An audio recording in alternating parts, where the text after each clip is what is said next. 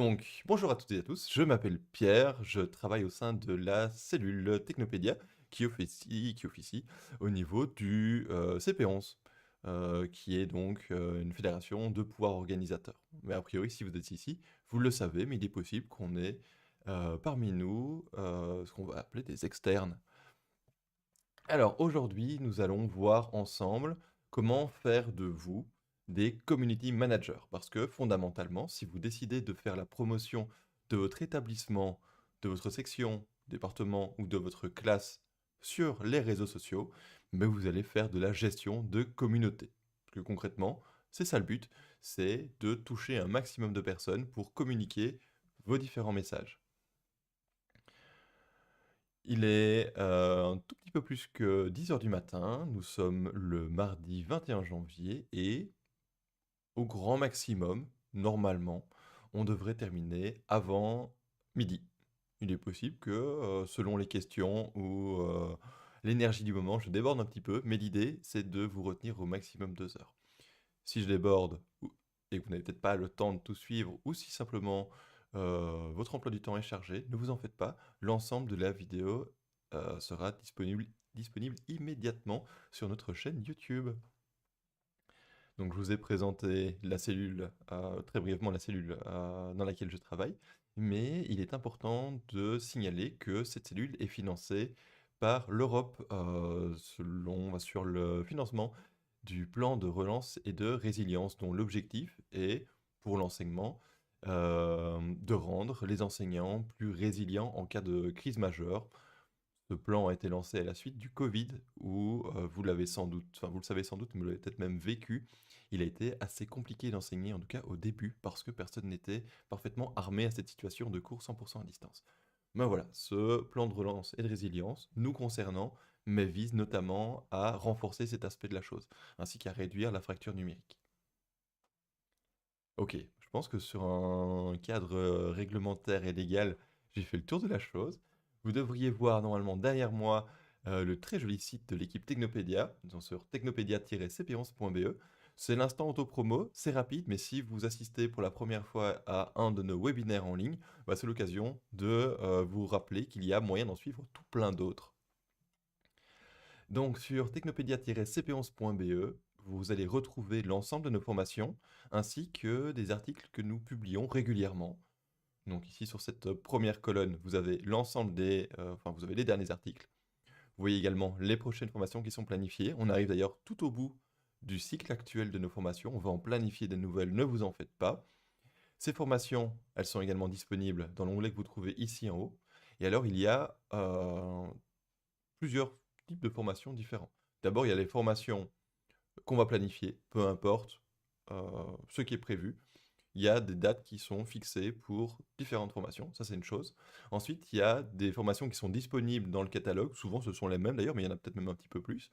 Là, il suffit de nous indiquer que vous êtes intéressé pour que nous venions faire une formation dans votre établissement. Il suffit qu'il y ait 2, 3, 4, 5 profs. Il n'y a pas besoin que vous soyez 50 pour qu'on accepte de se déplacer, vraiment pas. Et enfin, il y a les formations qui ne sont pas planifiées et qui ne figurent pas au catalogue. Bah, concrètement, vous avez entendu parler d'un truc qui a l'air d'être vraiment trop cool, un machin que vous avez envie d'essayer en classe, une nouvelle technique de pédagogie qui utilise le numérique, même si nous, on ne la connaît pas forcément, on fera ce qu'il faut pour investiguer, éplucher un peu le sujet et venir vers vous avec des conseils, des solutions, et on voit si ça fonctionne ou si ça fonctionne pas. Alors, tant qu'à regarder les prochaines formations, donc ça c'est celle d'aujourd'hui, mais vous voyez que dans les prochaines, il y a créer rapidement vos contenus multimédia à usage pédagogique avec Canva. Ça, c'est le 29, dans 8 jours. C'est là, normalement, moi je m'attends à ce qu'elle rencontre pas mal de succès. Je sais que Canva est quand même assez apprécié chez les enseignants et les enseignantes. Et la dernière de notre cycle, celle du 7 février, c'est gagner du temps lors de manipulation sur votre ordinateur. Grosso modo, vous vous rendez bien compte que vous gérez à peu près ce qui se passe sur votre PC ou votre Mac, mais a priori, on est quand même plutôt une équipe branchée Windows pour différentes raisons. Il y a moyen d'aller plus vite pour faire plein de choses. Il y a moyen d'automatiser des trucs et il y a moyen d'utiliser des raccourcis qui sont fabuleux. L'idée, bah, c'est de vous montrer tous ces trucs et astuces qui vont vous faire gagner du temps. Bon, tout cela étant dit, on va plonger dans le vif du sujet. Hop. Ah bah, vous voyez l'envers du décor, c'est pas grave. Normalement, j'ai rien de trop honteux à vous montrer. C'était pas prévu, mais c'est pas grave. Alors surtout, pour celles et ceux qui sont en direct, n'hésitez pas à poser des questions dans le chat. J'y répondrai le plus rapidement possible. J'essaie de garder un œil euh, toujours sur ce qui se passe là-bas. Voilà, je suis en train d'ailleurs de modifier légèrement mon affichage pour vérifier ce que vous y racontez. Et tout ça devrait plutôt bien se passer. Hop, ah, vous avez peut-être un élément visuel qui a rien à faire là. Je regarde. Non, c'est bon. C'est pas grave. Attendez, qu'est-ce que ça fait là? Hop, c'est un tout petit indicateur. Une nouveauté sur PowerPoint. Car le support de présentation sera basé sur du PowerPoint. Alors, je reprends donc le début. Le but, c'est de faire de vous de futurs community managers. Donc, un community manager ou une, bah, c'est la personne qui va être en charge de la communication sur les réseaux sociaux, mais également et surtout, finalement, vers une communauté. Parce que vous n'allez pas simplement publier du contenu pour publier du contenu, vous allez publier ce contenu pour qu'il touche des gens, et essayer de fédérer ces gens pour former une communauté. Donc, votre rôle, ah, j'ai quand même un tout petit couac. Votre rôle, alors quand la technique n'a pas envie, ça fait des choses particulières. Ok, quelque chose d'étrange, je reprends ici. Voilà, c'est pour ça. Donc, le community manager représente son institution. Il représente finalement sa voix, un personnage public, et qui va représenter ses valeurs aussi. Donc ça c'est vrai finalement pour une école, mais si vous étiez, vous travailliez dans un cabinet ministériel ou au sein d'un parti politique, ou si vous représentiez une ASBL, une association avec différents objets, différents buts, bah, fatalement vous n'allez pas véhiculer le même message. Votre boulot, c'est également de produire et de partager du contenu. C'est une tâche que certains adorent, d'autres un petit peu moins, parce que ça peut demander un peu de technique, ça peut demander une touche graphique, ou en tout cas à être sensible à l'art de la communication. Bah, c'est notamment pour vous aider dans cette mission qu'il y a la formation du 29, si je ne dis pas de bêtises, concernant Canva. Canva va vous aider à créer des visuels sans devoir sortir l'artillerie lourde telle que Photoshop, Illustrator, que sais-je, des programmes de 3D, du montage vidéo ou autre. Canva est un outil accessible au grand public pour créer des visuels sympathiques. Ensuite, en tant que personne qui va communiquer vers l'extérieur, inévitablement, vous allez devoir discuter, dialoguer avec différentes autres personnes, entités de l'institution dans laquelle vous travaillez et que vous allez représenter. Créer du contenu tout seul dans son coin, ça marche si on est par exemple influenceur ou influenceuse et qu'on est son propre produit, ou si vous êtes indépendant et que vous avez votre propre boîte, qu'il n'y a que vous dans cette boîte, bah, finalement bah, vous réunissez tout le monde. Dans une école, bah, il y a la direction qui aura envie de dire des choses, il va y avoir les autres profs, les autres sections, les autres départements, voire même peut-être les étudiants, et donc il va falloir faire le lien entre toutes ces personnes, ce qu'elles font et ce qu'on va mettre en avant sur les réseaux sociaux. On va voir pourquoi il faut faire un lien et pourquoi simplement on ne peut pas dire à tout le monde, bah, publiez quand vous voulez, voici les identifiants du compte, et arroser Facebook, X, anciennement Twitter, Insta, Mastodonte, ou que sais-je. Euh, Si on fait ça, c'est un peu chaotique en fait. Donc, je rappelle, votre rôle, pour commencer, et vous allez en avoir plusieurs, c'est de travailler pour une organisation. Mais vraiment, c'est pas le seul que vous allez endosser. Bon, reprenons par le commencement.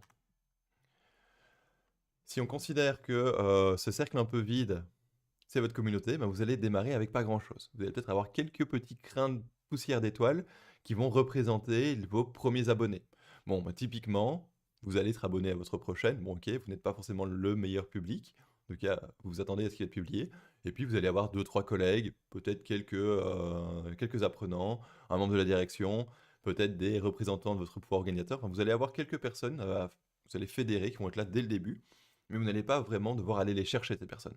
Elles vont s'inscrire sur vos différents comptes, s'abonner à vos comptes, par sympathie en fait. Elles vont être là, elles vont se sentir obligées de le faire, Bref, c'est pas compliqué d'aller chercher, mais du coup, c'est pas forcément les plus intéressantes non plus parce que il n'y a pas beaucoup de plus-value à les avoir. Elles sont là, c'est bien, elles vont peut-être relier vos infos, mais il va falloir essayer de grappiller un petit peu de place pour chercher d'autres personnes. Euh, donc, vous travaillez pour une institution, mais vous travaillez sur une plateforme, sur des plateformes. Ces plateformes, elles ont des objectifs. Concernant les utilisateurs, c'est de leur faire consommer un maximum de temps de contenu, ou de contenu, pas forcément de temps. Retirons cette notion de temps, qui peut être un peu jugée, enfin, être perçue de façon péjorative, notamment avec cette citation, Mon boulot, c'est de vendre du temps de cerveau ». Bah, c'est un peu malheureux, mais on se rapproche quand même de ce genre de choses. Alors, on n'est pas là non plus pour abrutir les gens, heureusement. On peut produire du contenu de qualité. Je suis sûr que vous êtes abonné à plein de chaînes YouTube, de pages Facebook, de comptes sur X ou sur Twitter qui partagent du contenu super intéressant.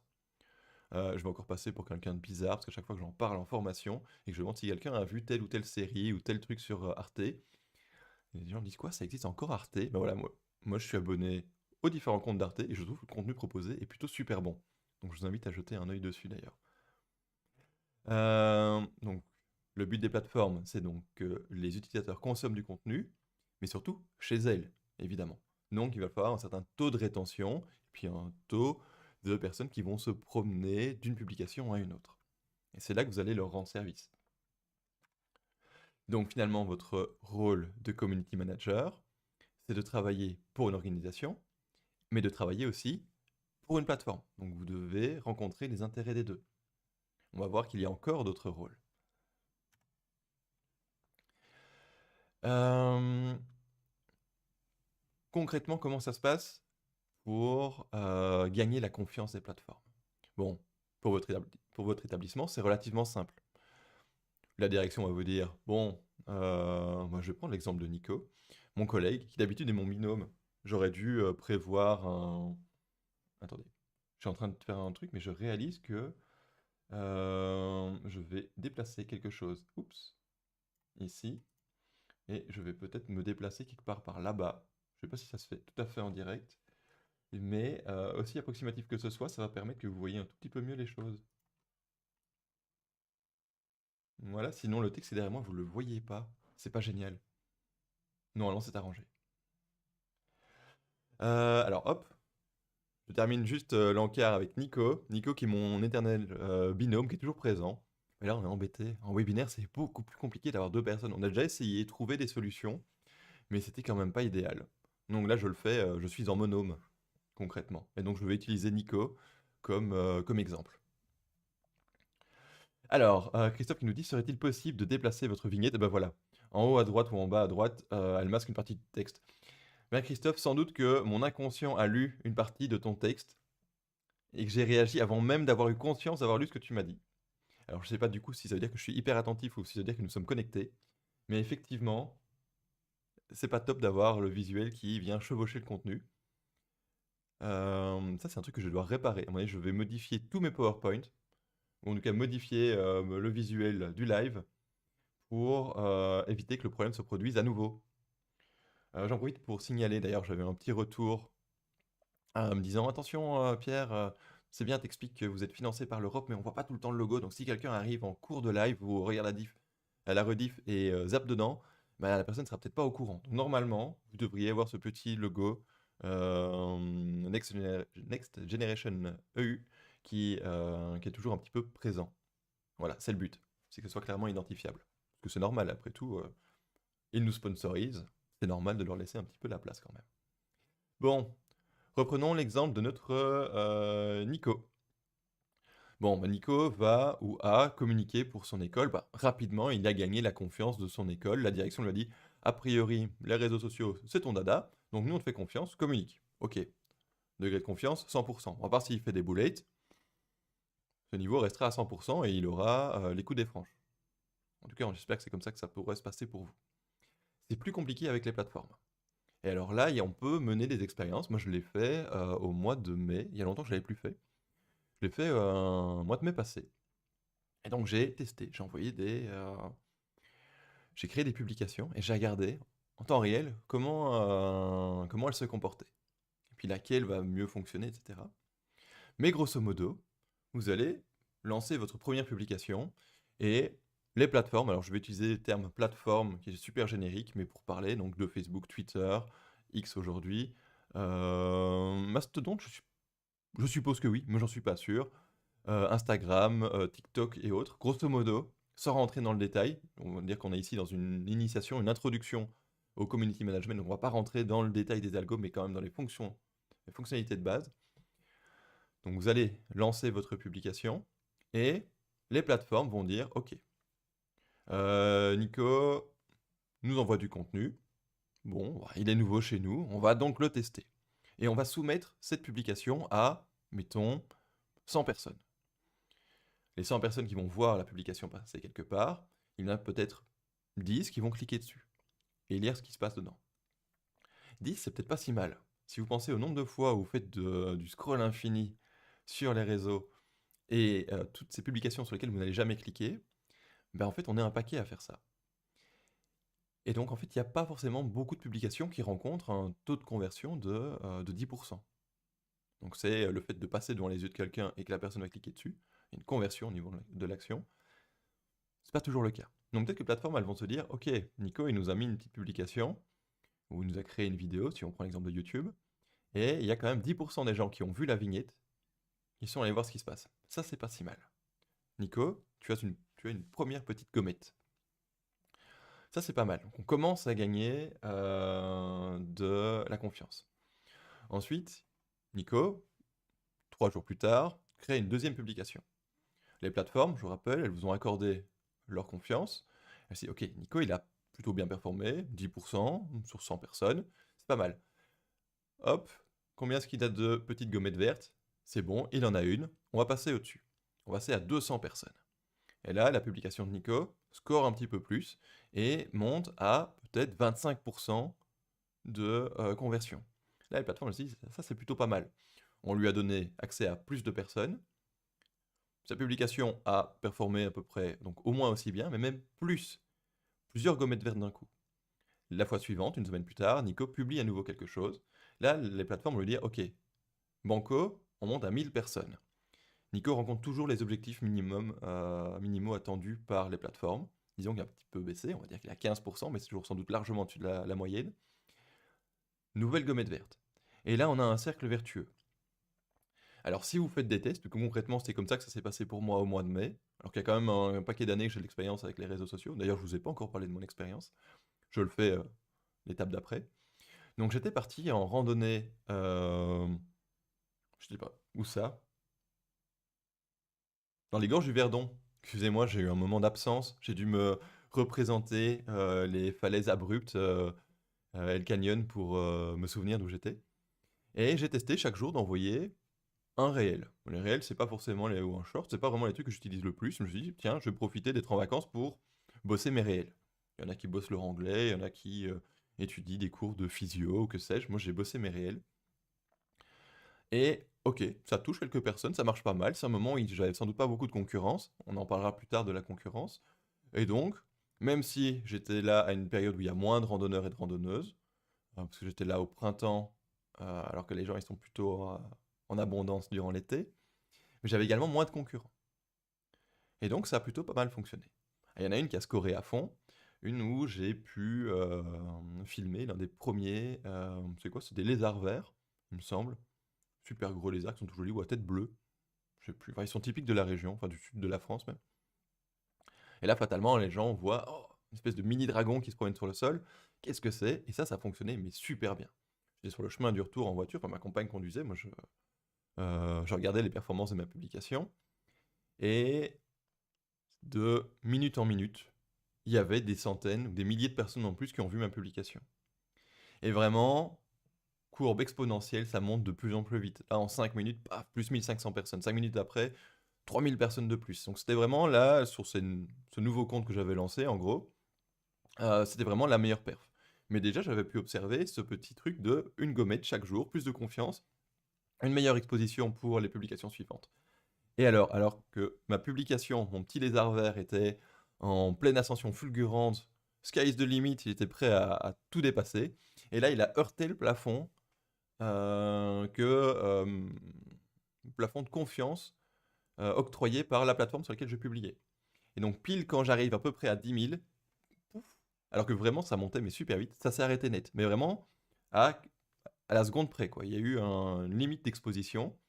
Et alors, il y a des billets qui sont des mécaniques qui peuvent être mises en place, qui vont également limiter votre taux d'exposition. Faut pas oublier que vous êtes concurrent avec plein d'autres personnes, donc au début, les plateformes, elles vont vous donner, vous octroyer de la confiance, vous laisser toucher un certain nombre de personnes, mais il y a quand même des limites parce qu'il y en a d'autres qui font la même chose. Et donc, il y a des moments, il y a des priorités qui vont être faites. On reprend l'exemple de notre Nico. Après quelques semaines, il touche de plus en plus de monde, machin. On va dire, bah voilà, tu peux arriver à 10 000, mais à 10 000, on arrête. Sauf si, peut-être, il y a d'autres leviers qu'on peut toucher.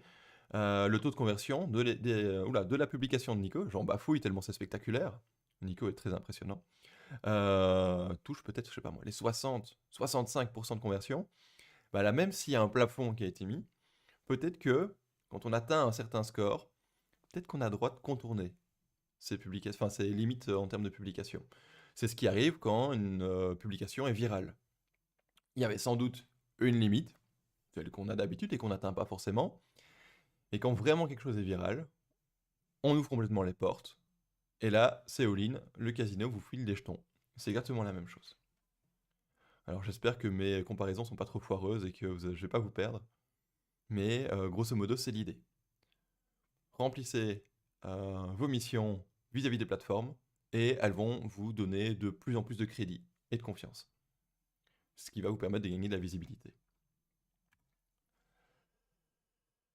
Il va falloir définir vos objectifs. Alors d'habitude, c'est une formation que je donne en direct, en, en présentiel.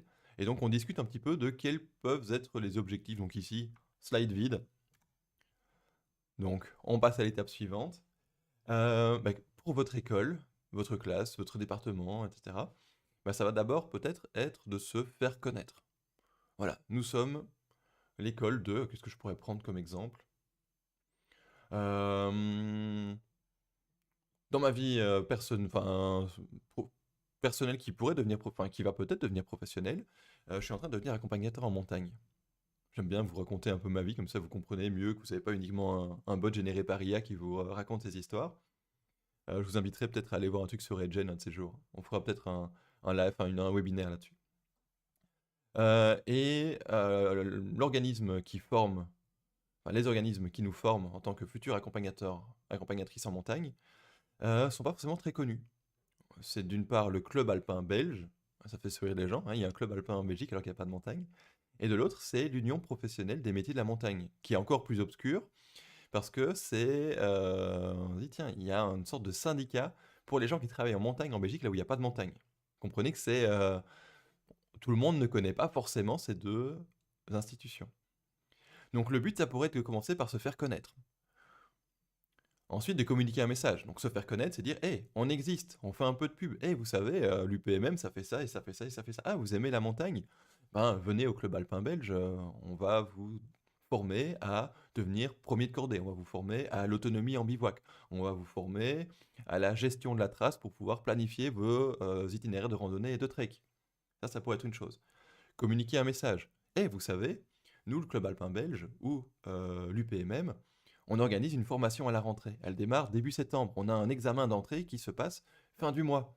Donc ça pourrait être un message. Vendre un produit, bon, on y revient un petit peu. En gros, on propose des formations. On a envie que vous vous y inscrivez. Donc là, on vend un produit, un petit peu comme si je disais. euh, voilà, moi je suis la marque Muki, ou Muki, je sais pas comment on prononce ça, et on vend des gourdes.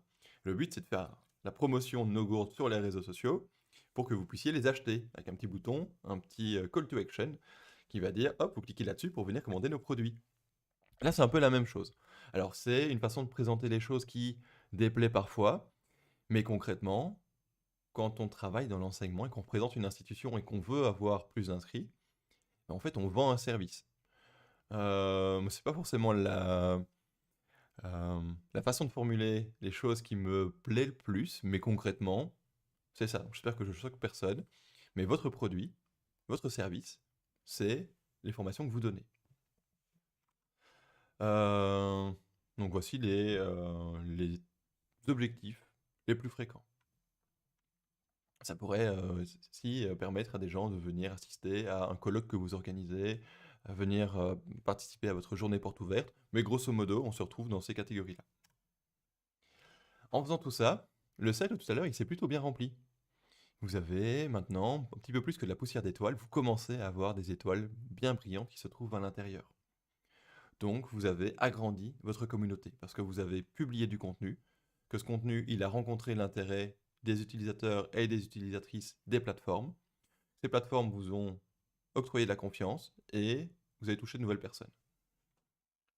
Hop, c'est une image qu'on prendra jusqu'au bout du webinaire, ce cercle qui grandit et qui permet de capturer des étoiles. Euh, alors, il faut que je me cadre un petit peu pour pas partir dans tous les sens, sinon je vais divulgacher les slides suivants. Euh, En règle générale, on pourrait imaginer que vous êtes complètement libre du sujet que vous allez communiquer en tant que community manager. C'est un peu moins le cas quand vous le faites pour une école, parce que votre sujet, bah, c'est votre école, c'est votre classe, c'est votre section, votre département, etc. Mais sinon, le choix du sujet, c'est un petit peu l'endroit où vous allez placer votre boutique. Alors, je vais faire un parallèle entre un commerce et votre présence sur les réseaux sociaux. Si vous devez installer un commerce, par exemple, qu'est-ce qui me parle bien? Une confiserie. J'aime beaucoup les confiseries. À la région liégeoise d'où je viens, on appelle ça des chics. En français, en bon français, on appelle ça des bonbons. Je trouve que les chics, c'est plus savoureux.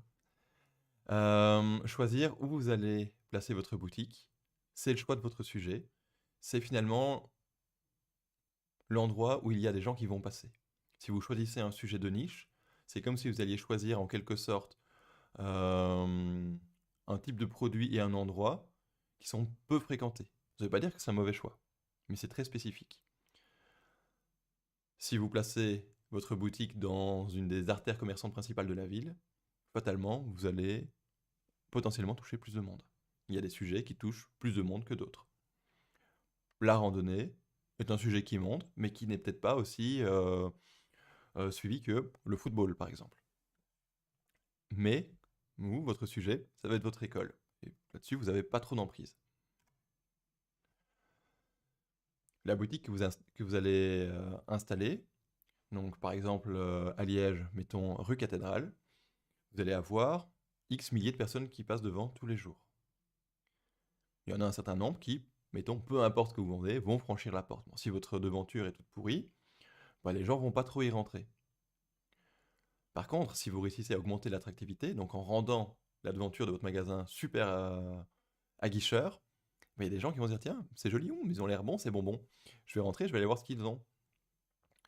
C'est un peu la même chose avec vos visuels et vos vignettes. Sur les plateformes, vous allez créer des vignettes pour mettre en avant du contenu. C'est encore plus vrai sur YouTube. Ça pourrait être l'image qui va accompagner une publication sur Facebook, sur Twitter, X, Mastodon, ou que sais-je. Et c'est parce que cette image est attractive qu'elle va attirer le regard et que vous allez capter des gens. Bon, c'est le bon moment pour me présenter. Donc, de formation, je suis développeur web et infographiste. J'ai travaillé quelques années dans le domaine, puis j'ai eu besoin de changer. J'ai donc passé le certificat d'aptitude pédagogique pour pouvoir enseigner.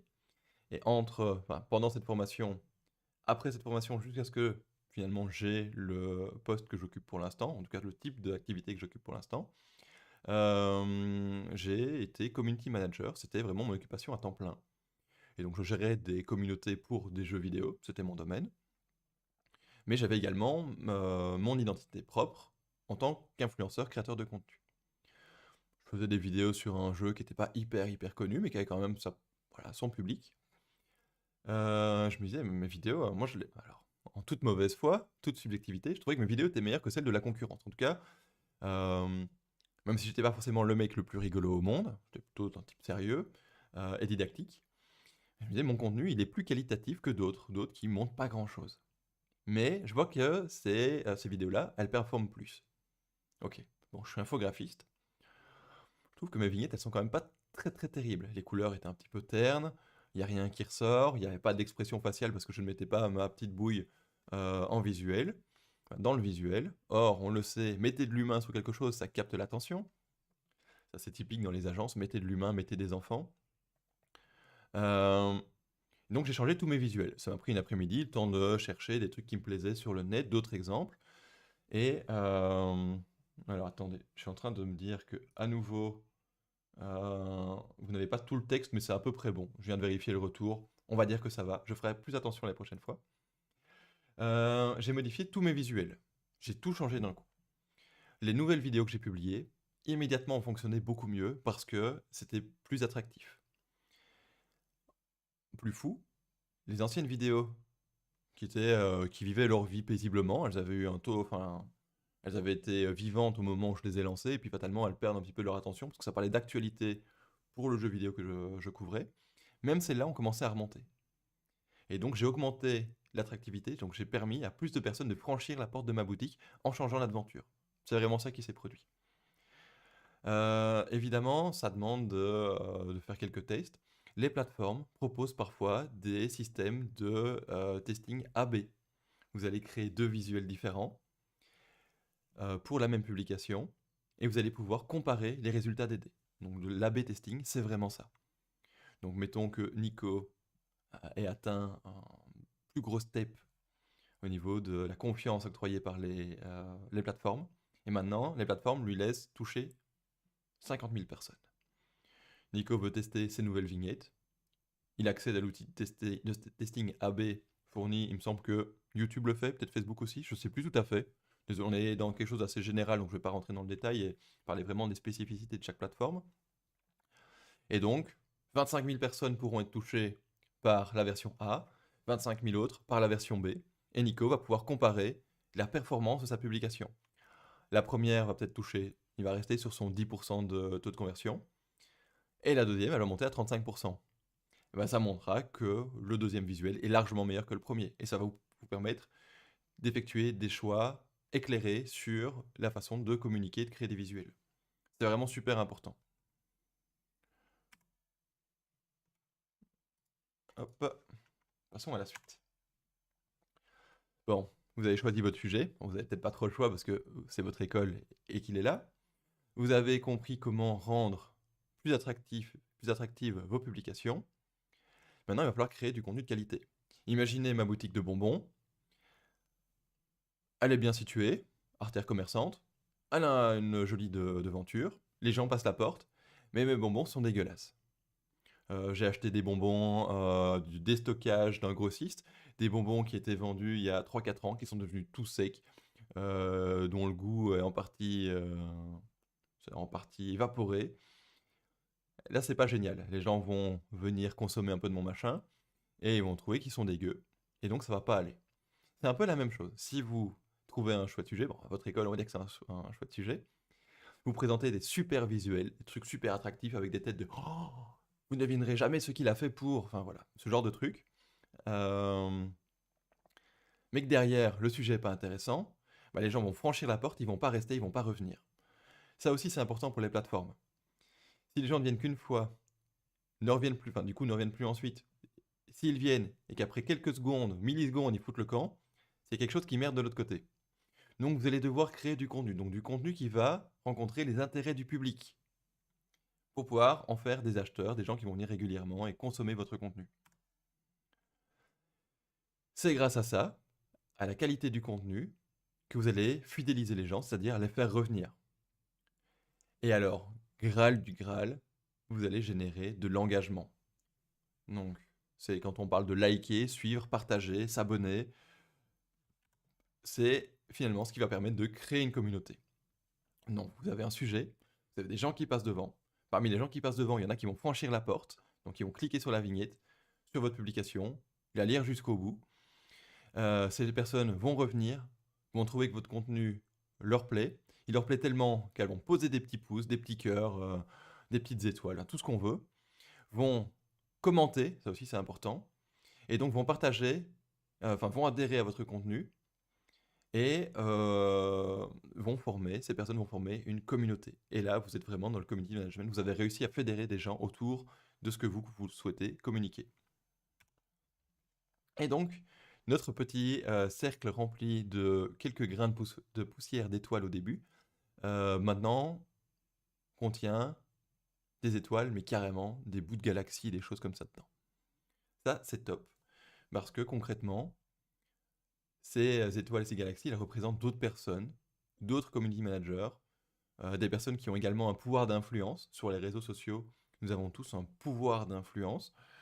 Et quand, par exemple, le Club Alpin publie quelque chose, il va toucher X centaines de personnes. Imaginons que je sois influenceur trekking, j'ai 5 millions d'abonnés, allons-y. Je trouve que la publication du Club Alpin, elle est top. Je la partage parce que je me dis, moi c'est cool, je veux que les gens se forment à devenir plus autonomes et à évoluer en toute sécurité en montagne. Et là, la publication du Club Alpin, elle va toucher une autre constellation, une autre galaxie. Donc vous comprenez l'intérêt, on va en parler maintenant, c'est l'engagement. Je rappelle que si vous avez la moindre question, n'hésitez pas, vous la posez dans le chat. Si par la suite vous regardez la rediff et que vous avez des questions, bah vous n'hésitez pas, vous nous envoyez un mail soit au mail générique de l'équipe Technopédia, soit à nous, vous le laissez en commentaire, et nous on tâchera de venir y répondre.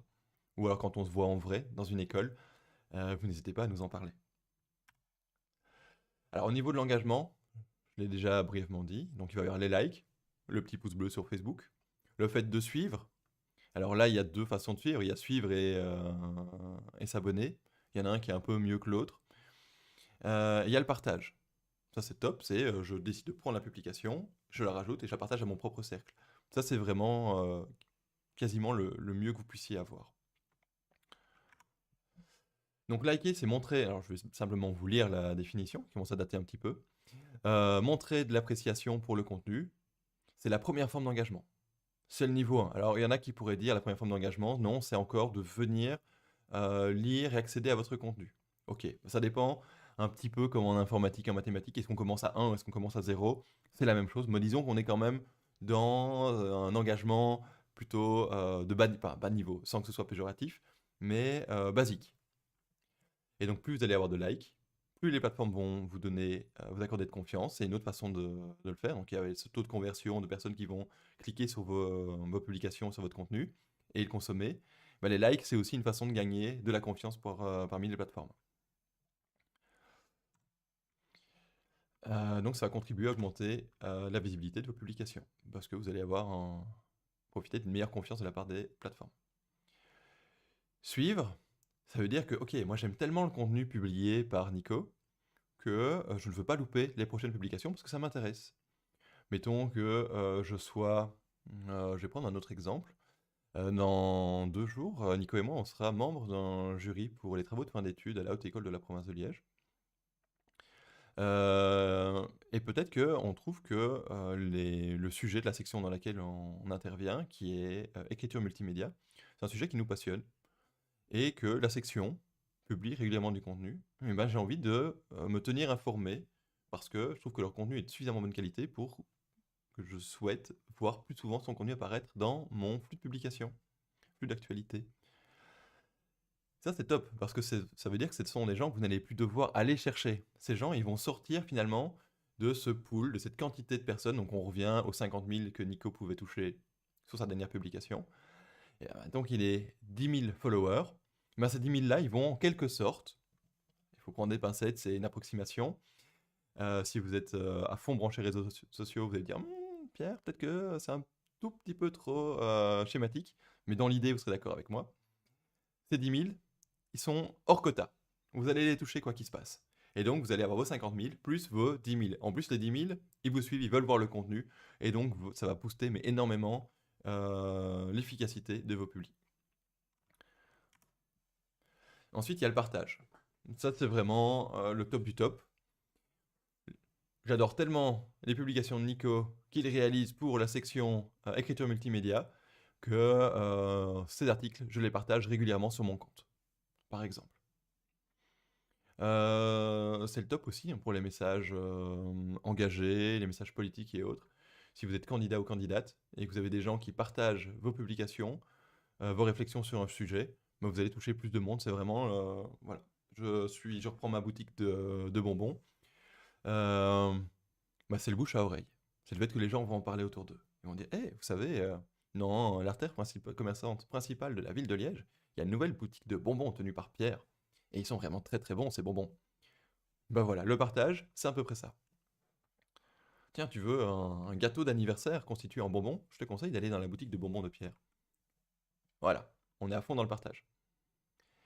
Et ça, c'est génial. Donc je vous rappelle, s'il y avait un de vos abonnés à quelques dizaines, quelques centaines de milliers, millions d'abonnés, de followers, bah, ce partage, il va vous permettre de toucher des gens auxquels vous n'auriez pas accès, et même permettre de toucher une communauté qui est beaucoup plus large que la vôtre. Et ça peut arriver si vous réussissez à toucher des influenceurs et des influenceuses, ou des marques beaucoup plus grosses. Quand je parle de marques beaucoup plus grosses, ça c'est un bon truc. Si dans vos écoles, vous avez notamment des stages, des TFE qui se font, vos étudiants et vos étudiantes bah, ils le font généralement, ou le font sans doute, dans des entreprises ou dans des institutions. Stage, ça pourrait aussi être dans une SBL ou dans différentes choses. Mais n'hésitez pas, dans vos publications, à mentionner vos partenaires, parce qu'ils seront sans doute contents de dire que, mettons, Aurélia a été stagiaire chez eux, et ils sont super contents de son boulot, parce que sa formation, elle est top. Et donc, ils vont partager en disant, ouais, ouais, la publication sur les stages, notamment le stage qui a été fait dans mon entreprise. Par exemple, Aurélia vient d'une école de commerce, elle est venue travailler dans ma boutique de bonbons. Grâce à elle, on met sur pied une campagne de publication, de communication énorme sur les fêtes de fin d'année. Et je vois que mon chiffre d'affaires explose. Mais je vais être super content du travail d'Aurélia. Je vais dire que je vais, a priori, appuyer la formation et valider la formation qui lui a été donnée. Et donc, je vais sans doute être content de partager, commenter, relayer la publication de son école disant qu'elle a fait du bon boulot chez moi. N'hésitez pas à mentionner d'autres comptes sur les plateformes dans l'espoir que ces comptes vous relaient vos publications. Ça marche super bien. Parce que finalement, c'est gagnant-gagnant. Ça fait aussi de la publicité pour l'institution, l'organisme pour lequel que vous êtes en train de mentionner et de mettre en avant à travers vos publications. Alors, s'il y a une petite échelle pour hiérarchiser l'engagement, on aurait le fait de voir une publication, de cliquer dessus. Alors là, la façon dont on réfléchit à la chose, on pourrait intervertir des positions. Moi, je place fidéliser avant, parce qu'il y a par exemple des sujets et des chaînes pour lesquelles je suis fidèle, c'est-à-dire que je vais régulièrement consommer leur contenu, sans forcément y être abonné. C'est encore une étape suivante. Ensuite, il y aurait le like, montrer que, ok, petit pouce bleu, petit cœur, on aime bien. Le fait de commenter, super intéressant. Ah, elle était trop bien cette vidéo sur tout, tout, tout, sur la progression en pente raide, en raquette à l'aide d'un piolet. Et je veux dire, moi jusque-là, je n'utilisais pas de piolet, mais dans mes prochaines sorties, en montagne hivernale, je vais en utiliser. Ok, on va commencer à parler. Quel modèle de piolet est-ce que vous me conseillez? Et là, une discussion va se lancer. Et peut-être que je vais mentionner un truc. Je vais mettre, hey, arrobase, j'en sais rien moi, UPMM, et vous, est-ce que vous préconisez l'utilisation de piolet? Et donc PMM va voir qu'il a été mentionné, va venir discuter avec vous, et ça va venir alimenter la vie de la publication. Ensuite, j'avais parlé de fidéliser, bien sûr, là c'est plus formel, c'est pas simplement je reviens spontanément sans être abonné, non, non, je décide de suivre et de m'abonner. Alors selon les plateformes, parfois les deux termes ne représentent pas exactement la même chose. Je vais vous donner un exemple assez concret. Vous avez compris que moi je suis plutôt branché sport, amour de l'effort sportif, nature, montagne et tout ça. Mais en même temps, je me déplace à moto. Parce que en fait, j'aime pas les voitures, je suis pas à l'aise en voiture, mais en moto, même si on est tous d'accord, infiniment plus dangereux, je me sens plus à l'aise. Voilà. C'est bête, mais c'est comme ça. Par contre, le public des motards, l'image du motard, moi je l'assume pas du tout, c'est pas mon truc. Aller faire un max de bruit en roulant vite et de façon dangereuse, euh, et brûler du carburant pour brûler du carburant, a priori, alors je grossis très à fond de balle, hein, c'est normal, si vous êtes motard, ne venez pas me cracher dessus. Vous comprenez qu'on est dans le cliché à fond. Mais en tout cas, moi j'ai pas envie forcément de m'associer à cette image, c'est un exemple, hein, encore une fois, je fais de la randonnée, mais ces pages de trucs de moto, j'ai pas envie de les associer à mon profil, à mon identité numérique, parce que c'est un peu contradictoire. Et donc je vais régulièrement suivre du contenu, et peut-être que je vais m'abonner, mais sans que les gens le voient.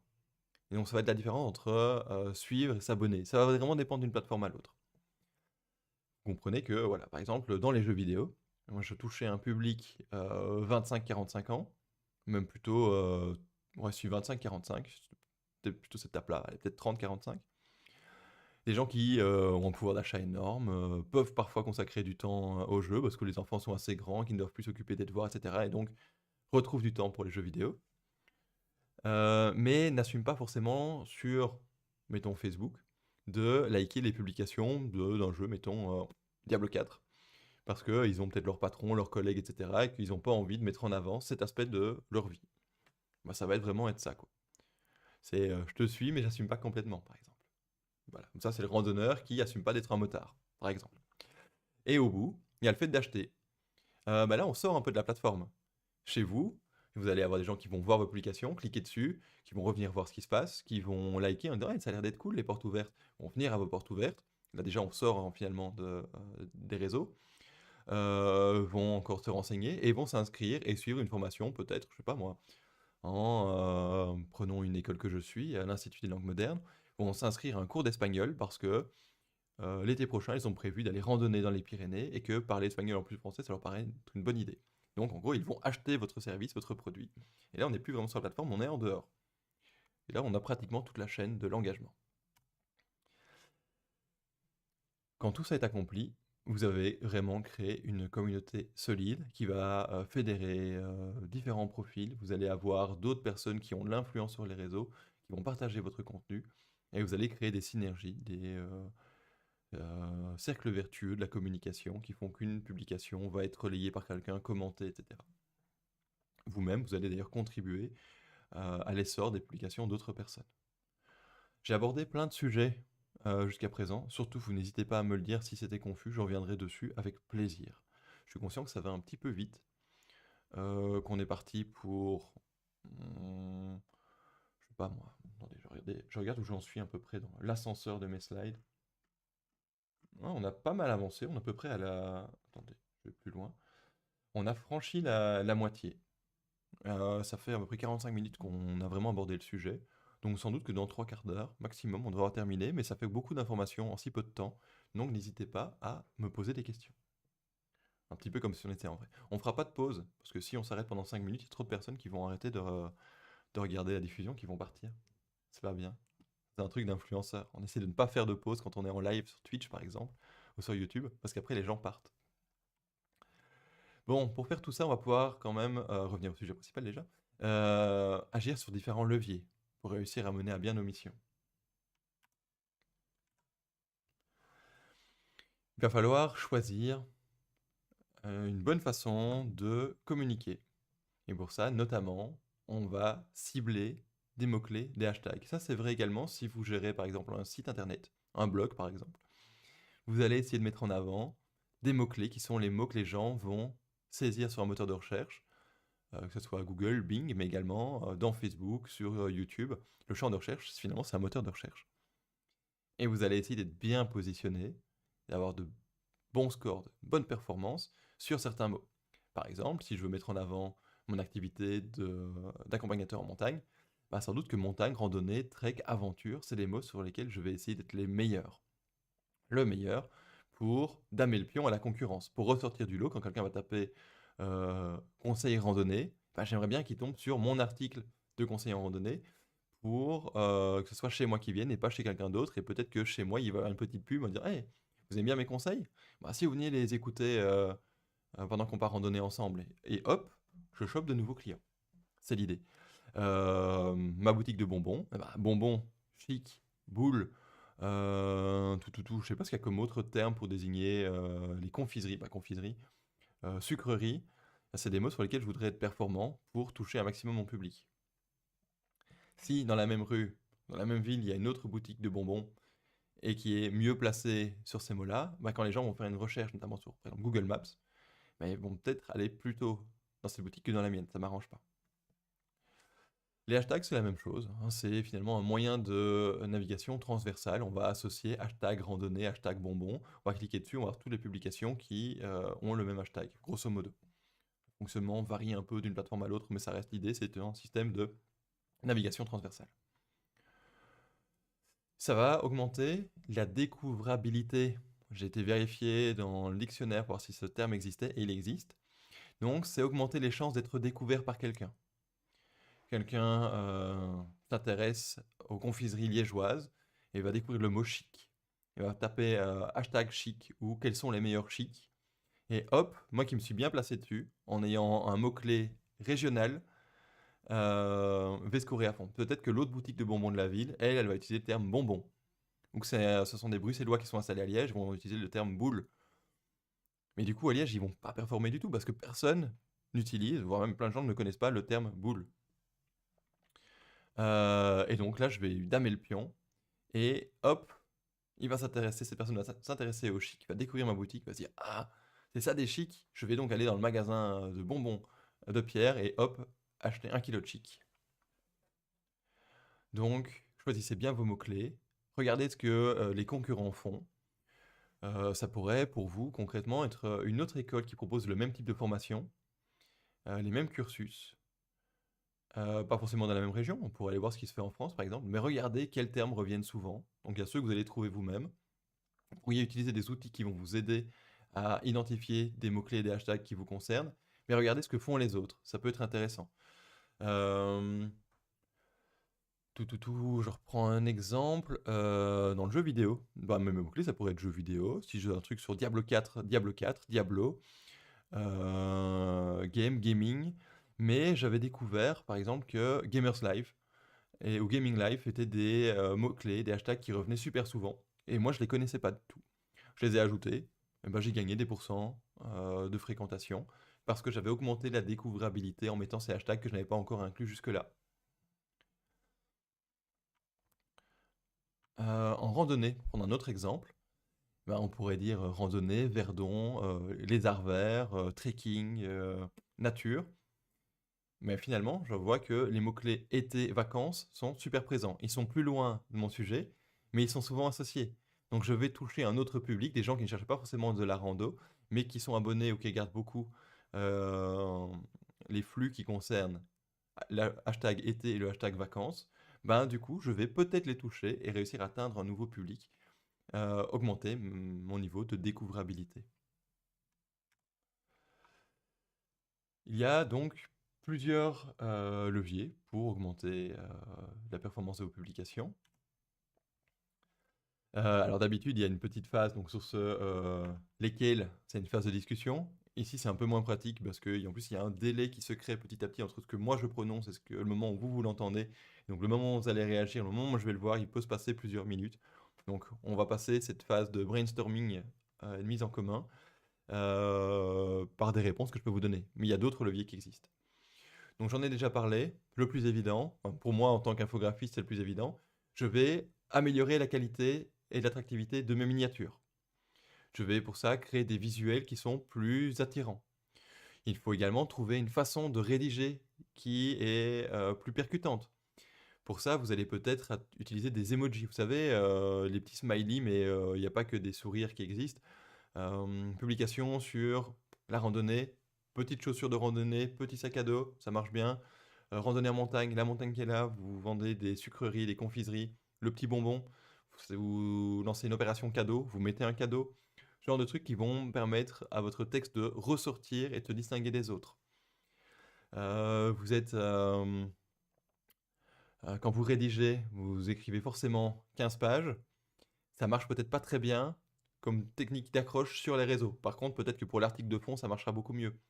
Trouvez une ou deux phrases percutantes pour que la ligne de flottaison, ce qui va apparaître avant les trois petits points ou ce qui va déborder de l'écran, etc., soit là, soit bien visible et soit hyper attrayant. Trouvez des formulations directes.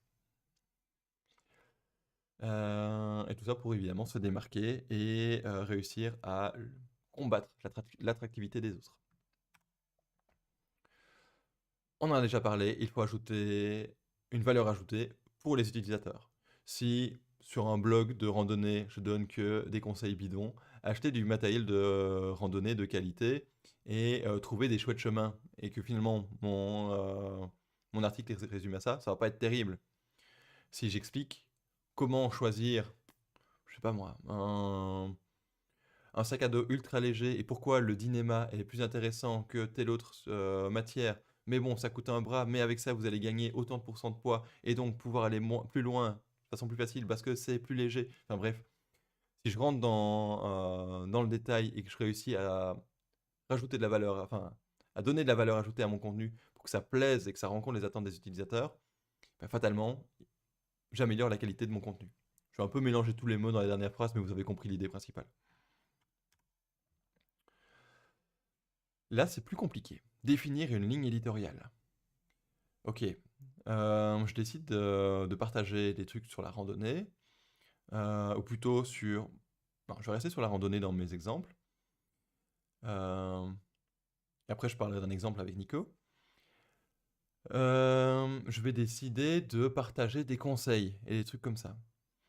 Mais ma maman, elle fait de la randonnée aussi.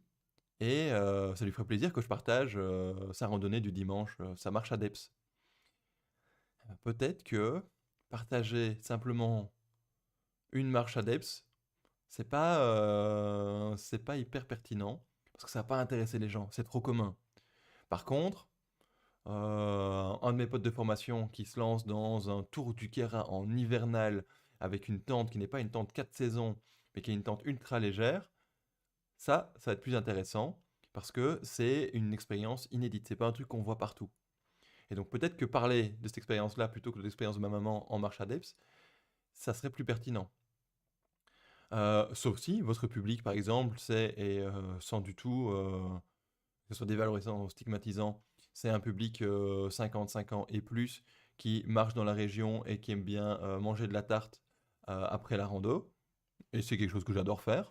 Ben, peut-être que mettre en avant toutes les marches ADEPS ou les meilleures marches ADEPS de l'année, celles qu'il ne faut pas louper, et faire un top 10 de chaque marche ADEPS dans chaque province, ça pourrait être une bonne idée. Ça va dépendre de ce que vous voulez dire. Il n'y a pas forcément de bonne ou de mauvaise situation, donc il n'y a pas forcément de bonne ou de mauvaise chose à dire. Il faut que ça soit, que le contenu soit simplement en rapport avec ce que vous décidez de communiquer. Et donc c'est autant décider de ce qu'on publie que ce qu'on ne publie pas. Pour une école, mettons que enfin voilà, Nicolas est community manager, il a la confiance de sa direction, mais finalement, il n'était pas si branché que ça, réseaux sociaux. Et bah, Nico participe à une brocante. Voilà, ça peut lui arriver, il adore ça. Lui-même va vendre des choses. Et il se dit, oh bah tiens, quand même, je mets tout le temps des trucs sur la page Facebook de l'école. Bah, moi, j'aimerais bien parler de ma brocante. Et il publie un truc sur sa brocante. C'est complètement hors sujet, ça n'a rien à voir, sauf si peut-être que la brocante se passe dans l'école ou que l'école y participe, sait-on jamais. Mais si cette brocante n'a rien à voir avec l'école, pourquoi est-ce que Nicolas a décidé de partager ça? Est-ce que c'était pertinent ou pas? La réponse est non. Euh, Si je reprends l'exemple des jeux vidéo, donc c'était vraiment mon boulot pendant tout un temps. Alors, j'ai pas dit que j'étais devenu riche avec ça, c'est différent. Disons que ça m'occupait à temps plein. Ben moi, j'aimais bien avoir une communication positive. Si un jeu était nul, bah, je préférais ne pas trop le mettre en avant et dire oh ce jeu il est nul, les gens qui ont travaillé dessus c'était nul, les gens qui ont acheté ça ils sont nuls aussi, etc. Non, c'est vraiment pas mon truc. Je pense que fondamentalement je suis gentil et j'aime pas dire du mal. Voilà, j'aime pas être négatif.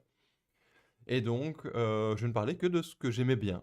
Ah bah tel jeu il est vraiment bien. Ouais, mais t'as eu tel autre, il y ressemble. Lui il est vraiment nul. Non, non, mais voilà, c'est pas grave. Moi j'encourage les gens à aller sur un jeu plutôt qu'en fuir un autre. C'est un peu l'idée.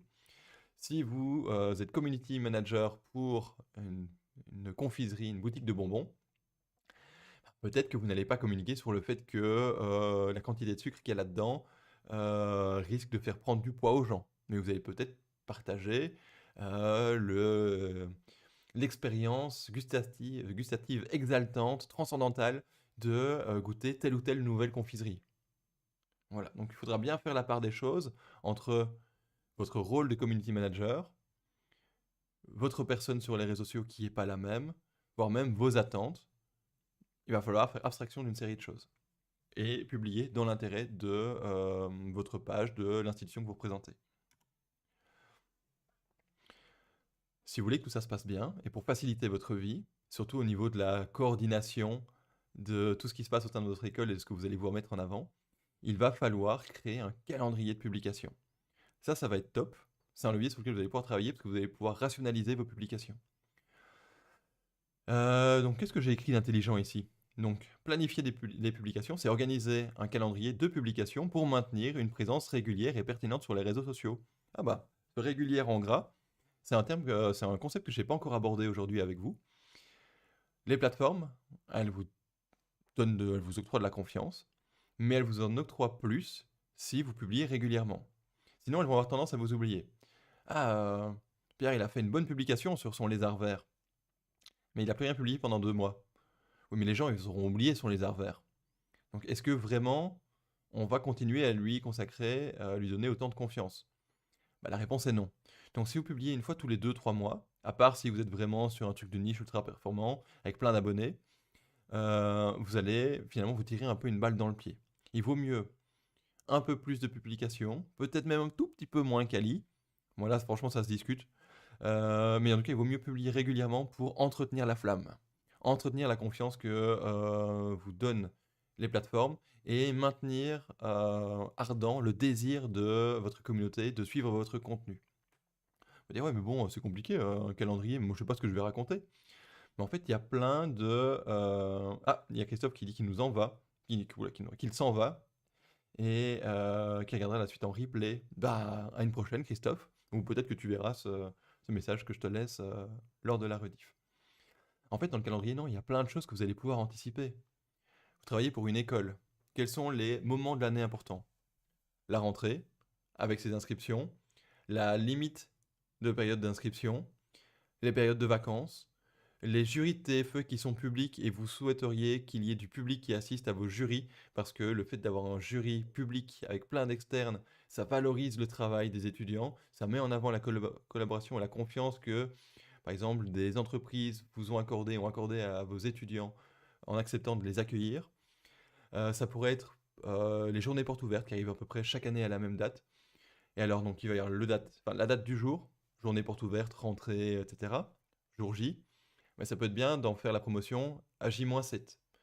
Peut-être même J-15. Bah là, finalement, pour une activité, vous avez déjà 3 publications.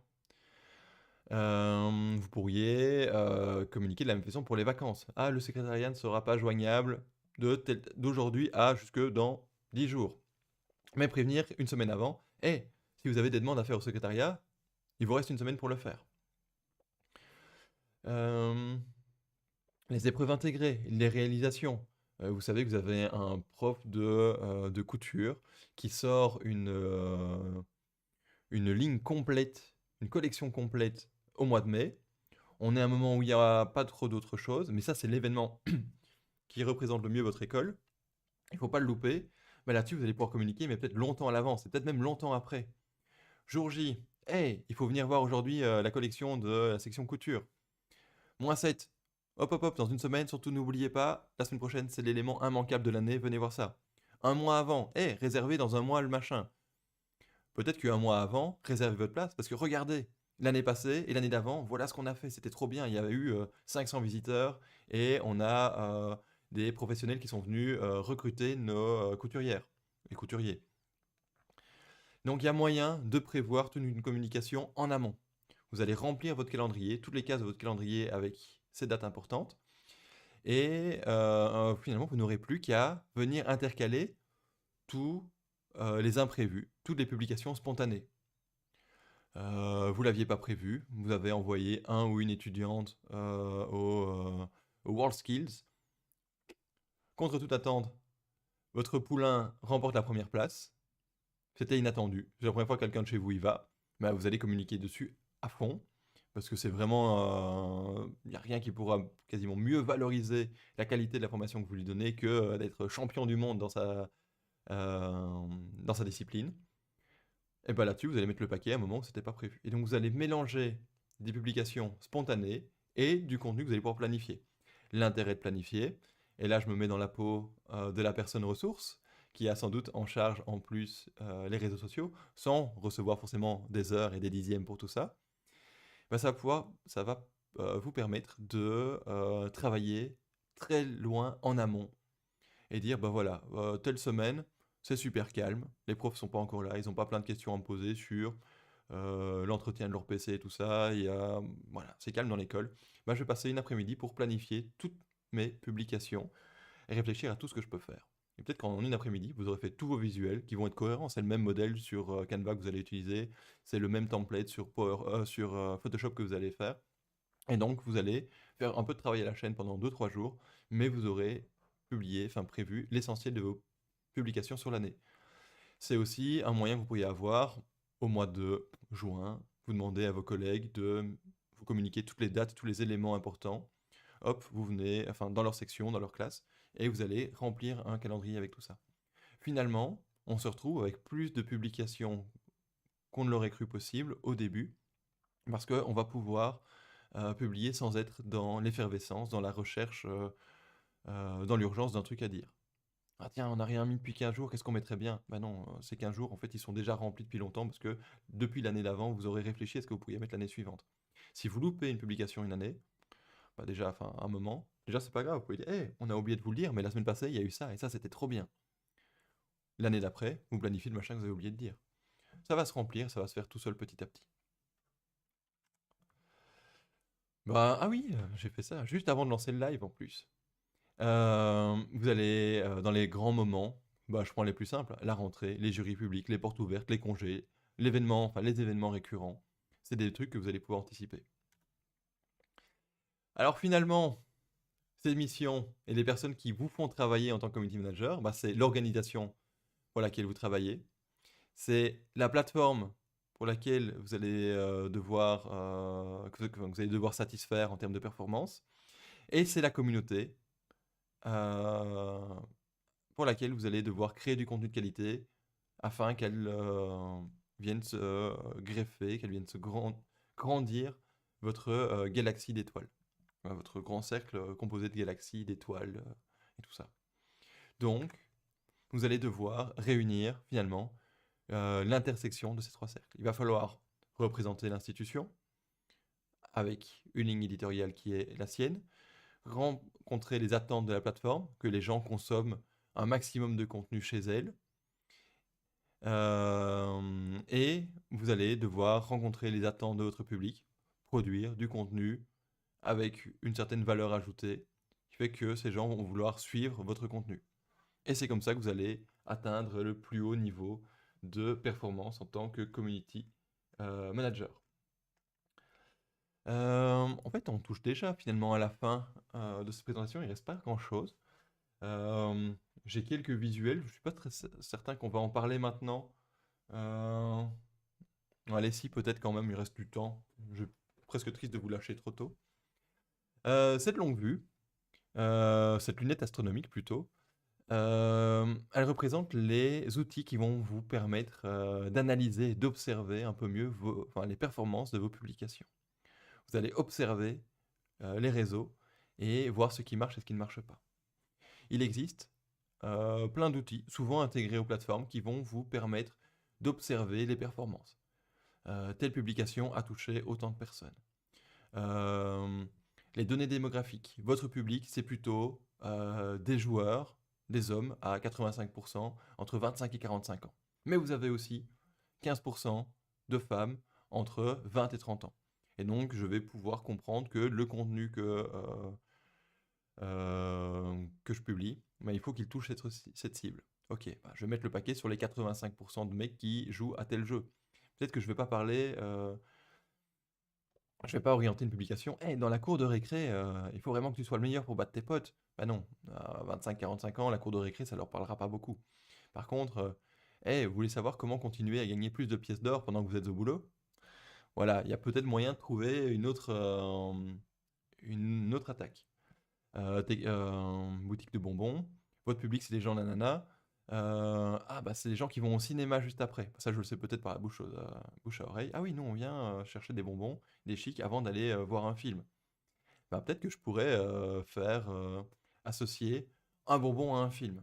Ah il y a Halloween qui sort. Ah bah là on a des bonbons citrouilles et des bonbons nounours qui saignent. Enfin qu'on peut éventrer. Quand vous mordez dans le nounours, il y a du sang qui coule. Enfin il y a une gelée rouge qui coule. Et vous pourrez peut-être trouver des façons d'associer et de mettre en valeur du contenu en fonction d'éléments que vous allez pouvoir observer.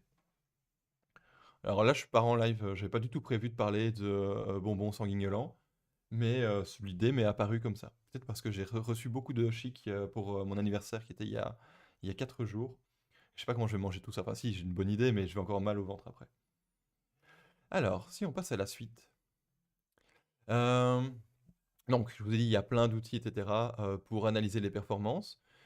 Mais certaines plateformes vous aident et vous forment à utiliser leurs outils.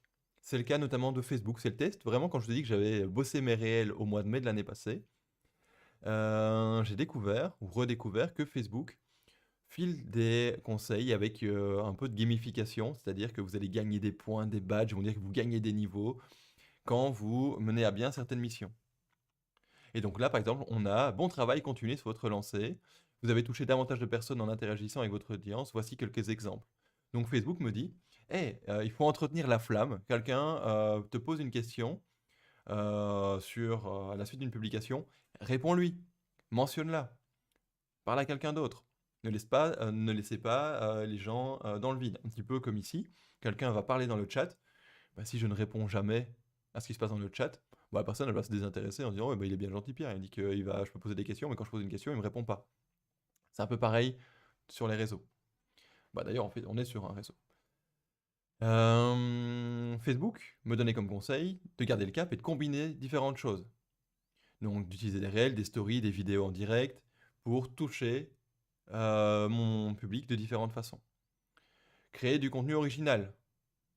Ça, on l'a compris. Hein. Si on copie ce que les autres font, ça marche pas. On en a déjà parlé. Créer le contenu d'autres créateurs pour afficher votre soutien et créer une communauté. Ça peut être pas mal. Alors, il faut bien le faire parce que, enfin, bien le faire. On peut être ultra agressif. Par exemple, il me semble que Burger King et McDonald's arrêtent pas de se tacler les uns les autres. C'est absolument pas cool hein, dans les faits. Ça fait rire les gens. Et je pense que je suis pas du tout amateur de fast-food, mais que Burger King gère à fond ce type de communication et performe comme des malades. J'ai l'impression qu'ils sont moins bons chez McDo, mais c'est peut-être juste que je vois plus les publications de Burger King, même si je suis pas du tout client chez eux, je viens de le dire. Euh, et donc en commentant finalement des concurrents, vous avez peut-être créé des synergies. Les gens qui vont consulter le contenu d'un concurrent vont vous découvrir. Ah, vous faites, enfin, vous parlez de vos jurys, mais ouais, vous prévoyez pas que les gens viennent chez vous. Ouais, mais chez nous, regardez l'ambiance de fou qu'il y a dans le dernier jury. Et là, vous montrez 3 secondes de vidéo où, je sais pas moi, il y a des confettis pendant un jury, mais les gens applaudissent, la foule est en délire parce que votre étudiant ou votre étudiante a fait un truc de malade. Enfin, trouvez quelque chose. Alors, ça peut être mal perçu également par le concurrent, donc faites ça bien, parce que si après, vous faites qu'alimenter finalement, enfin, vous déterrez l'âge de la guerre avec une autre école, c'est pas génial. Ça pourrait être perçu comme ça dans les influenceurs gaming. Oui, ça se faisait pas trop d'aller commencer à commenter en faisant sa propre promotion le live ou le flux de quelqu'un pour essayer de lui piquer ses gens. Par contre, je m'entendais bien avec tel ou tel autre influenceur. Elle lui dit, oh, bon, à l'occasion, tu passes sur la chaîne. Il m'a invité, je peux y aller. Il vient chez moi, je lui renvoie la balle. Finalement, on croise nos communautés et ça nous fait gagner tous les deux. Voilà, bah, c'est un peu l'idée de mentionner les entreprises avec lesquelles vous travaillez pour les stages et les TFE ou des projets spécifiques. Ça revient à peu près à la même chose. Interrogez et interagissez avec votre communauté. Bah, vous voyez que les gens ne parlent pas beaucoup, bah, essayez de lancer un sondage. Peut-être que les gens, ils n'ont pas envie de parler, mais ils sont prêts à cliquer sur le fait qu'ils préfèrent les nounours citriques ou, euh, ou les petites bouteilles de Coca-Cola. Voilà, quel est le meilleur des deux? Alors, ici c'est simplement une autre vue de la même chose. On voit ici que Facebook me dit, bah voilà, vous êtes en train de progresser dans le niveau 3. Ok, qu'est-ce qu'il faut faire? Obtenez 1000 followers. Et pour l'instant, j'en suis à 361. Ok, mon objectif en tant que community manager encouragé par Facebook, il me dit augmentez vos followers. Trouvez comment faire que les gens s'abonnent. Ah bah je vais faire un concours. Ceux qui follow la page, écrivent un commentaire et prennent une photo d'eux mangeant mes bonbons, ils gagnent 100 grammes de bonbons gratuits ou ils gagnent 10% de réduction. 500 personnes me follow. La semaine suivante, 500 autres personnes. Bim, j'arrive à 1000. C'est 1000 personnes, chaque fois que je crée une publication, elles la voient et elles vont la regarder. Euh, tout ce qui va être alors, a priori, dans les écoles, vous êtes enfin, moins bien dotés pour ça, mais on ne peut pas entretenir une communauté juste sur base de cadeaux. Ça marche pour des, moments ponctuels et éphémères, mais ça ne marche pas sur le long terme. Vous l'avez sans doute déjà fait, vous participez à un concours pour gagner, je sais pas moi, un voyage, gagner, une voiture, un truc comme ça. Bah, on s'empresse de liker et de partager. Le concours est passé, je supprime ma publication, je me désabonne et je retire mon like. Et ça va pas marcher super fort parce qu'en fait, vous allez, gonfler artificiellement votre communauté. C'est pas viable sur le long terme, mais ça marche bien pour des événements ponctuels. En tant qu'influenceur gaming, le bon truc, un jeu va sortir, je suis copain avec la marque qui sort avec la boîte qui sort le jeu vidéo. Ils me disent, tiens, on te donne 10 jeux, fais-les gagner à ta communauté. Bah, il y en a 5 que je vais peut-être réserver aux plus fidèles. Si vous êtes membre depuis au moins 3 mois, je fais un tirage au sort et vous gagnerez, 5 jeux sont à gagner. Mais il y en a 5 autres pour les nouveaux. Et donc là, je vais peut-être récompenser les fidèles, mais inciter des nouveaux également à venir. Si par contre je fais gagner 10 jeux, machin, bah, je vais gagner des gens, mais ils viendront jamais voir mon contenu. C'est pas intéressant. Augmenter les nouvelles lectures de vos réels. Bah, ça va être finalement augmenter l'attractivité en améliorant le visuel, par exemple. Et, c'est vraiment un sujet qui me passionne, mais j'ai plus le temps et l'énergie de faire de la gestion de communauté en tant que hobby en plus. Et pourtant, c'est vraiment un truc que j'adore. Euh, mais c'est un boulot. Je sais que j'enfonce des portes ouvertes, mais s'il y a des formations en community management, c'est vraiment parce que c'est un boulot. Si vous êtes directeur ou directrice, essayez vraiment d'avoir une, deux, trois personnes qui vont faire ça à temps plein, enfin pas à temps plein, mais qui seront officiellement en charge de ça, et pas simplement deux, trois personnes qui font ça en rab sur le côté. Essayez de trouver quelqu'un qui manque peut-être quelques heures, s'il y a moyen sur le matelas de trouver des heures à mutualiser, je sais pas. Mais il faut que la personne qui soit en charge de la communication sur les réseaux, elle ait vraiment cette étiquette reconnue par tout le monde, qu'elle gère ce truc-là et que c'est un boulot. Alors évidemment, ça fait peut-être pas un temps plein, on est d'accord, mais c'est une charge de travail. Parce que créer des visuels, ça prend du temps, répondre aux questions, ça prend du temps, etc. Évidemment, je sais bien que les écoles ne coulent pas sous les heures et sous des budgets infinis, mais faites lors de la réunion de rentrée, discutez-en avec certains profs. Mieux, vous avez une classe d'informatique, d'infographie, de communication. Ben, finalement, peut-être qu'un prof sera ravi de mobiliser ses apprenants sur un projet concret de communication sur les réseaux, de création de visuels, et que vous allez pouvoir, un petit peu à l'image à la Haute École de la Province de Liège, il y a une radio 100% gérée par les étudiants et les étudiantes. Et bien ça marche. Euh, Soyez imaginatif et imaginative. Il y a clairement moyen de trouver des ressources en interne pour faire des trucs de fou. Je suis convaincu que lorsqu'on réussit à impliquer les gens et que ça il y a moyen de trouver des gens qui ont envie de s'impliquer et qui vont y mettre toute leur énergie et tout leur amour et que ça marche. Et encore une fois, dans les leviers de la motivation pour les apprenants, des choses qui sont signifiants et fonctionnelles. Pour moi, ça reste vraiment mon cheval de bataille quand je dois donner cours. Je veux trouver des choses qui ont du sens pour mes apprenants et qui servent à quelque chose concrètement. Ben, si vous réussissez à déléguer la gestion de votre plateforme aux apprenants, ben, eux, ils vont pouvoir faire et que ça rentre dans leur cursus, évidemment, ça va être super intéressant. Mais vous pourriez aussi créer une cellule réseaux sociaux animés par des étudiants qui ont envie de parler de leur école parce qu'ils aiment bien leur école et que ça viendra en plus et que ça sera une ligne sur leur CV en plus. Que ça, vraiment, il y a moyen de faire plein de trucs. Conseil suivant, bah voilà, c'était. Vous avez vu qu'avant j'étais sur 500 lectures, maintenant il me disait, en fait le niveau d'avant, parce que j'ai publié ça à l'envers, c'était 50, donc vous voyez, niveau 1, 50, niveau 3, 500, créer 3 publications, parce qu'il faut créer des publications pour avoir du contenu, etc. Voilà, il y a des outils qui peuvent vous guider. Il y a aussi des outils, des tutos que vous trouvez sur le net, des conseillers, des conseillères en communication qui ont créé des super sujets sur le net. Mais le mieux, c'est encore de suivre ce que vous proposent les plateformes. Euh, Je m'étais dit que j'allais prendre un exemple et revenir à Nico. Je ne sais plus pourquoi. Mince, je pense que j'ai un trou, que c'était de l'impro. Ça devait pas être extrêmement dramatique si je revenais pas dessus, parce que c'était en plus de ce que j'avais prévu de vous montrer. Alors, je sais que vous êtes timide, mais n'hésitez pas vraiment, là, maintenant, dans les commentaires, à poser une question, à mettre un petit pouce, ou quelque chose qui me permet de savoir si ce que je vous ai présenté jusqu'à présent est utile, ou si vous avez des questions, si vous souhaitez aller voir plus loin. Je remonte mon tout. Moi, je vais revenir sur cette slide-ci. Hop, ah, il me laisse pas. Je reviens, je me téléporte jusque-là. Voilà. Je vais revenir sur cet élément-ci qui est franchement, je pense, le plus important à comprendre. C'est que vous devez vraiment réunir ces trois missions différentes. Vous travaillez pour une organisation, vous représentez l'organisation et pas simplement vous-même. Donc, partagez pas simplement votre balade en marche adepte, mais plutôt des expéditions au pôle Nord si vous faites de l'aventure à pied. Ne partagez peut-être pas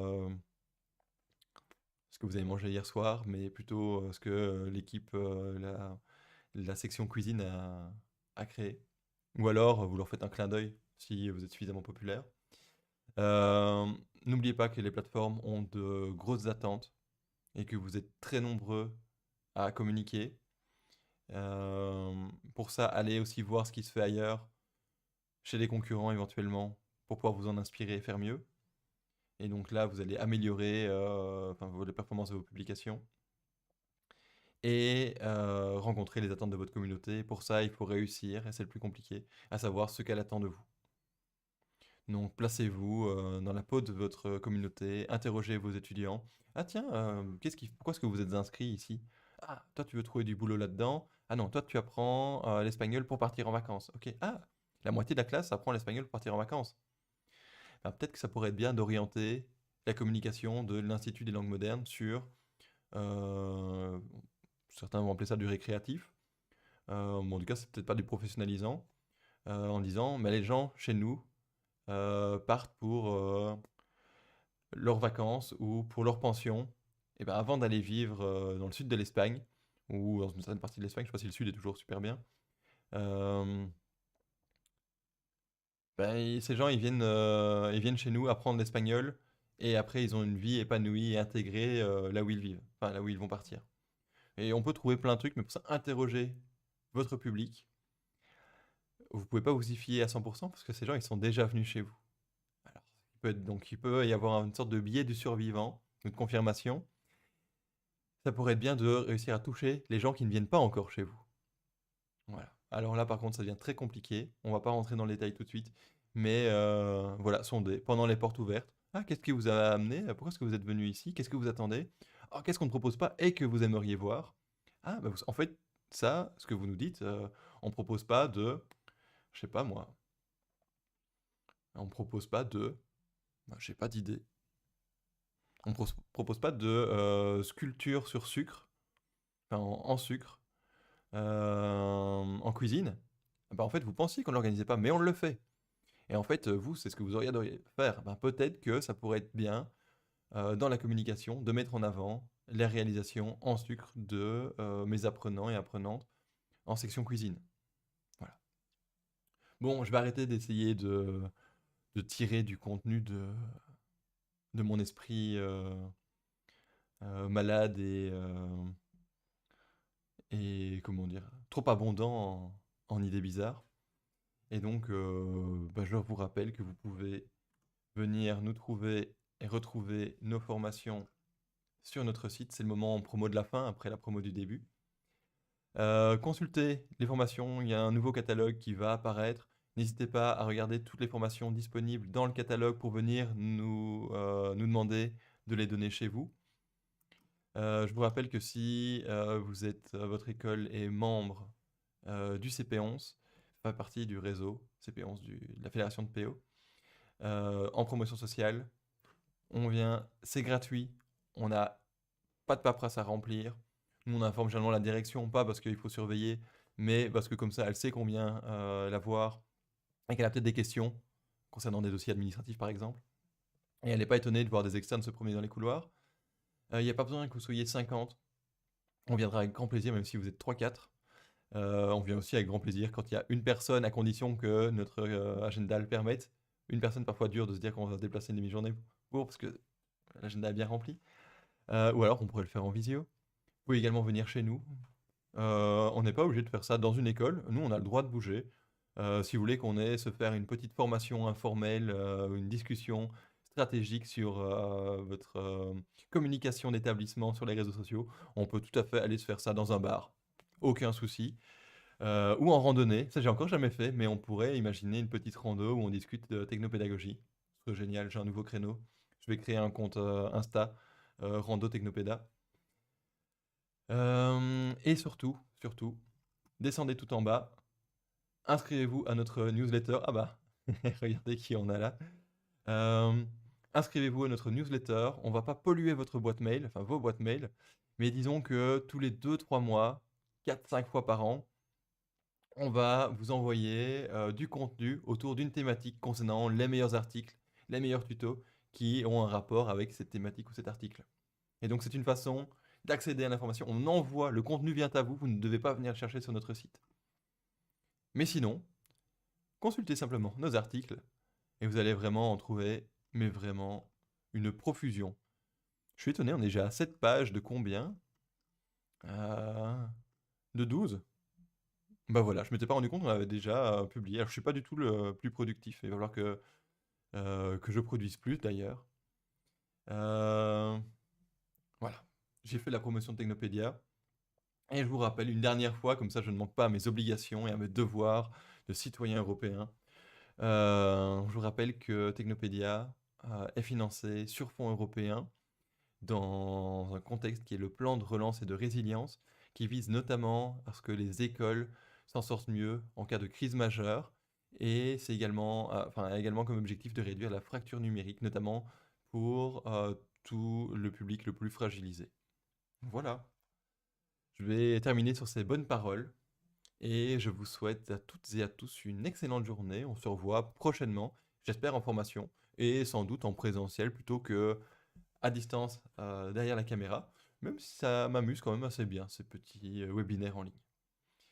Je coupe le live dans quelques secondes. Si vous avez des questions, surtout vous n'hésitez pas. Vous pouvez regarder la rediff autant de fois que vous le voulez, c'est gratos. Et n'hésitez pas à parler de nos formations et de nos webinaires à vos collègues pour qu'ils puissent venir voir tout ça. Au revoir tout le monde.